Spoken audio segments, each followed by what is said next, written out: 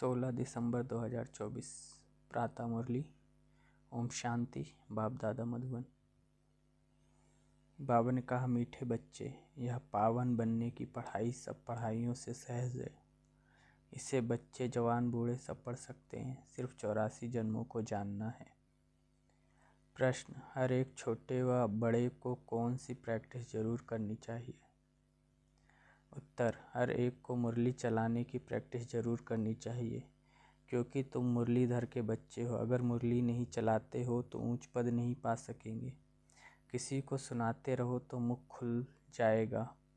तुम हर एक को बाप समान टीचर जरूर बनना है। जो पढ़ते हो वह पढ़ाना है। छोटे बच्चे को भी यही पढ़ाई पढ़ने का हक है। वह भी बेहद के बाप का वर्षा लेने के अधिकारी है। ओम शांति। अभी आती है शिव बाबा की जयंती। उस पर कैसे समझाना चाहिए? बाप ने तुमको समझाया है, वैसे तुमको फिर औरों को समझाना है। ऐसे तो नहीं, बाबा जैसे तुमको पढ़ाता है वैसे बाबा को ही सबको पढ़ाना है। शिव बाबा ने तुमको पढ़ाया है, जानते हो, इस शरीर द्वारा पढ़ाया है। बरोबर हम शिव बाबा की जयंती मनाते हैं। हम नाम भी शिव का लेते हैं। वह तो है ही निराकार, उनको शिव कहा जाता है। वो लोग कहते हैं शिव तो जन्म मरण रहित है, उनकी फिर जयंती कैसे होगी? या तो तुम जानते हो कैसे नंबरवार मनाते आते हैं, मनाते ही रहेंगे, तो उन्हों को समझाना पड़े। बाप आकर इस तन का आधार लेते हैं। मुख तो जरूर चाहिए, इसलिए गौमुख की महिमा है।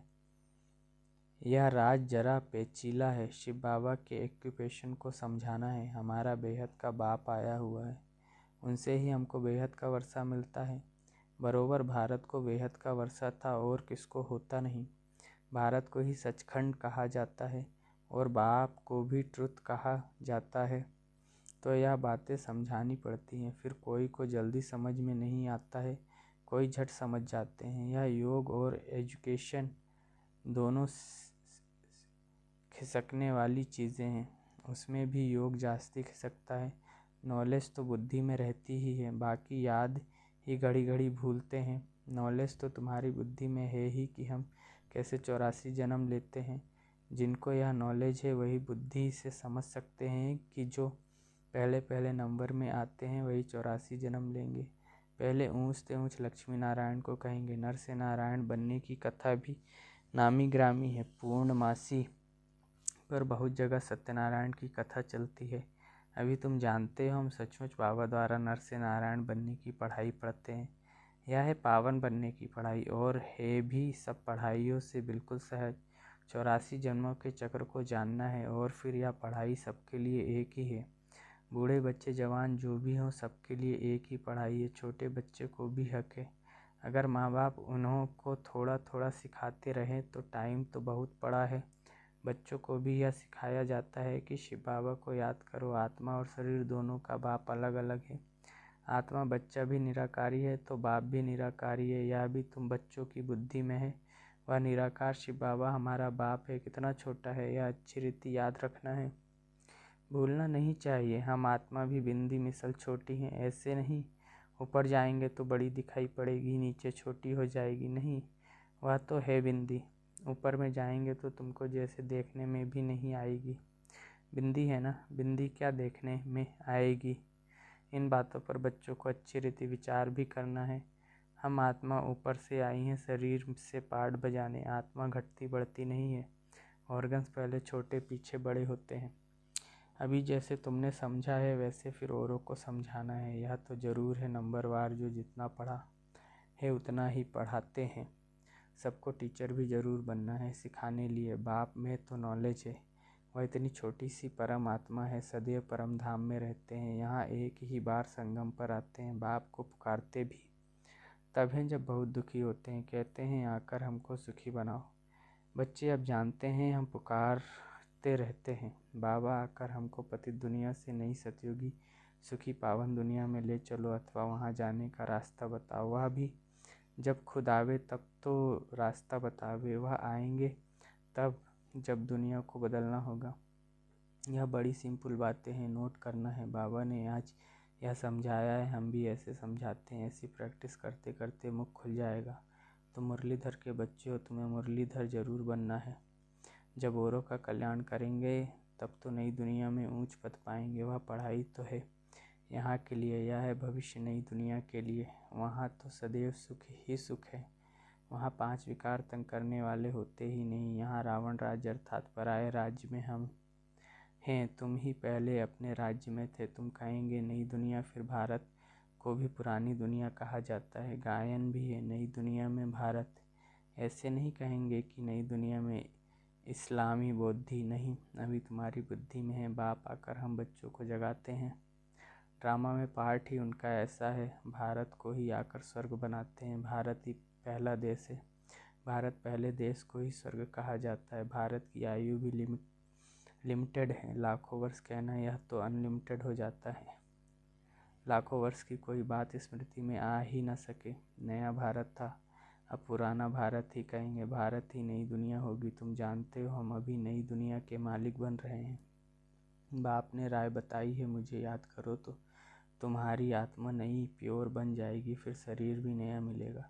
आत्मा और शरीर दोनों सतो प्रधान बनते हैं। तुमको राज्य मिलता है सुख के लिए। यह भी ड्रामा अनादि बना हुआ है। नई दुनिया में सुख और शांति है। वहाँ कोई तूफान आदि नहीं होते। बेहद की शांति में सब शांत हो जाते हैं। यह है अशांति तो सब अशांत है। सतयुग में सब शांत होते हैं।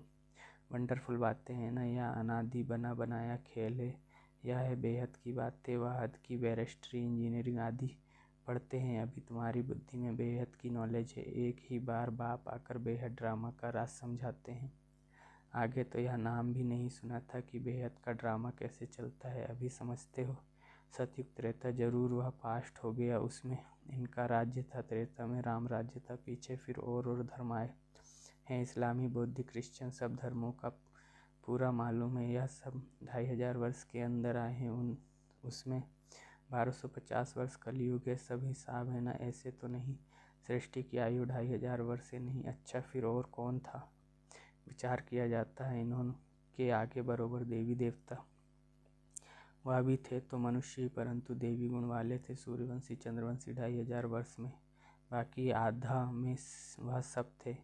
इससे जास्ती का तो कोई हिसाब किताब निकाल न सके। फुल, पौना, आधा, चौथा, 4 हिस्सा है। कायदे से टुकड़ा टुकड़ा करेंगे ना।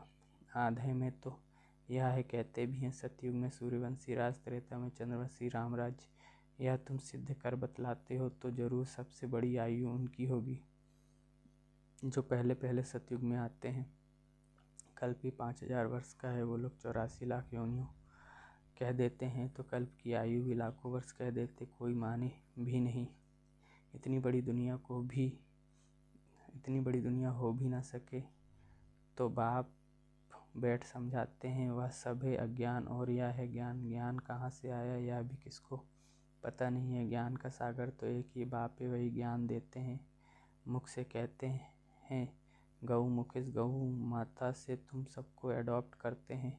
यह थोड़ी सी बातें समझाने में तो बहुत सहज है। एक रोज़ समझाकर फिर छोड़ देंगे तो बुद्धि फिर और बातों में लग जाएगी। स्कूल में एक दिन पढ़ा जाता है या रेगुलर पढ़ना होता है। नॉलेज एक दिन में नहीं समझी जा सकती है। बेहद का बाप हमको पढ़ाते हैं तो ज़रूर बेहद की पढ़ाई होगी। बेहद का राज्य देते हैं। भारत में बेहद का राज्य था ना। यह लक्ष्मी नारायण बेहद का राज्य करते थे। किसको यह बातें स्वप्न में भी नहीं है जो पूछे कि इन्होंने राज्य कैसे लिया। इन्हों में प्योरिटी जास्ती थी। योगी है ना, इसलिए आयु भी बड़ी होती है। हम ही योगी थे। फिर 84 जन्म ले भोगी भी जरूर बनना है। मनुष्य नहीं जानते कि यह भी जरूर पुनर्जन्म में आए होंगे। इन्हों को भगवान भगवती नहीं कहा जाता।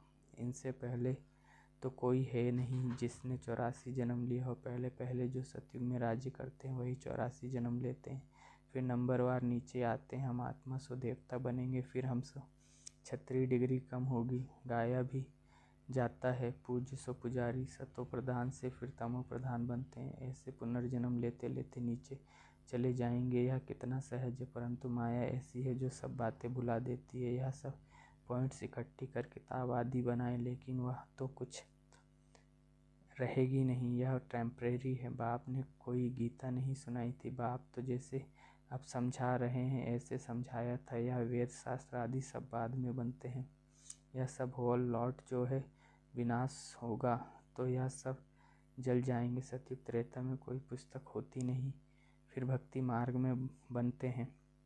कितनी चीज़ें बनती है, रावण को भी बनाते हैं, परंतु बेसमझी से कुछ भी बता नहीं सकते। बाप समझाते हैं यह हर वर्ष बनाते हैं और जलाते हैं। जरूर यह बड़ा दुश्मन है, परंतु दुश्मन कैसे है यह कोई नहीं जानते। वह समझते सीता चुरा ले गए इसलिए शायद दुश्मन है। राम की सीता को चुरा ले जावे तो बड़ा डाकू हुआ ना। कभी चोरी की त्रेता में कहें वह, त्रेता के अंत में इन बातों पर भी विचार किया जाता है। कभी चोरी होनी चाहिए। कौन से राम की सीता चोरी हुई? राम सीता की भी राजधानी चलती है क्या? एक ही राम सीता चले आए हैं क्या? यह तो शास्त्रों में जैसे एक कहानी लिखी हुई है। विचार किया जाता है कौन सी सीता? 12 नंबर होते हैं ना। राम सीता तो कौन सी सीता को चुराया? जरूर पिछाड़ी का होगा। यह जो कहते हैं राम की सीता चुराई गई, अब राम के राज्य में सारा समय एक का ही राज्य तो नहीं होगा, जरूर डिनास्टी होगी। तो कौन से नंबर की सीता चुराई? यह सब बहुत समझने की बातें हैं। तुम बच्चे बड़ी शीतलता से किसी को भी यह सब राज समझा सकते हो। बाप समझाते हैं भक्ति मार्ग में मनुष्य कितना धक्का खाते खाते दुखी हो गए हैं। जब अति दुखी होते हैं तब रड़ियाँ मारते हैं, बाबा इस दुख से छुड़ाओ। रावण तो कोई चीज़ नहीं है ना। अगर है तो अपने राजा को फिर हर वर्ष मारते क्यों हैं? रावण की जरूर स्त्री भी होगी। मंदोदरी दिखाते हैं, मंदोदरी का बुत बनाकर जलाएं, ऐसा कभी देखा नहीं। तो बाप बैठ समझाते हैं यह है ही झूठी माया झूठी काया। अभी तुम झूठे मनुष्यों से सच्चे देवता बनने बैठे हो। फर्क तो हुआ ना। वहाँ तो सदैव सच बोलेंगे, वह है सचखंड, यह है झूठखंड। तो झूठ ही बोलते रहते हैं। अच्छा, बाबा याद प्यार दे रहे हैं। मीठे मीठे सिकलेधे बच्चों प्रति माता पिता बाप दादा का याद प्यार और गुड मॉर्निंग। रूहानी बाप की रूहानी बच्चों को नमस्ते। मुझे रूहानी बच्चे की रूहानी माता पिता मम्मा बाबा बाप दादा को याद प्यार गुड मॉर्निंग और नमस्ते। शुक्रिया बाबा, शुक्रिया आपका पद्मा पदम गुणा, शुक्रिया। धारणा के लिए मुख्य सार। पहला है ज्ञान सागर। बाप जो रोज़ बेहद की पढ़ाई पढ़ाते हैं उस पर विचार सागर मंथन करना है। जो पढ़ा है वह दूसरों को भी ज़रूर पढ़ाना है। दूसरा है यह बेहद का ड्रामा कैसे चल रहा है। यह अनादि बना बनाया वंडरफुल ड्रामा है। इस राज को अच्छी रीति समझकर फिर समझाना है। वरदान है पवित्रता की श्रेष्ठ धारणा द्वारा एक धर्म के संस्कार वाले समर्थ सम्राट भव। विस्तार आपके स्वराज्य का धर्म अर्थात धारणा है पवित्रता। एक धर्म अर्थात एक धारणा, स्वप्न व संकल्प मात्र भी अपवित्रता अर्थात दूसरा धर्म ना हो। क्योंकि जहाँ पवित्रता है वहाँ अपवित्रता अर्थात व्यर्थ व विकल्प का नाम निशान नहीं होगा। ऐसे संपूर्ण पवित्रता के संस्कार भरने वाले ही समर्थ सम्राट हैं। अभी के श्रेष्ठ संस्कारों के आधार से भविष्य संसार बनता है। अभी के संस्कार भविष्य संसार का फाउंडेशन है। स्लोगन है विजयी रत्न वही बनते हैं जिनकी सच्ची प्रीत एक परमात्मा से है। ओम शांति।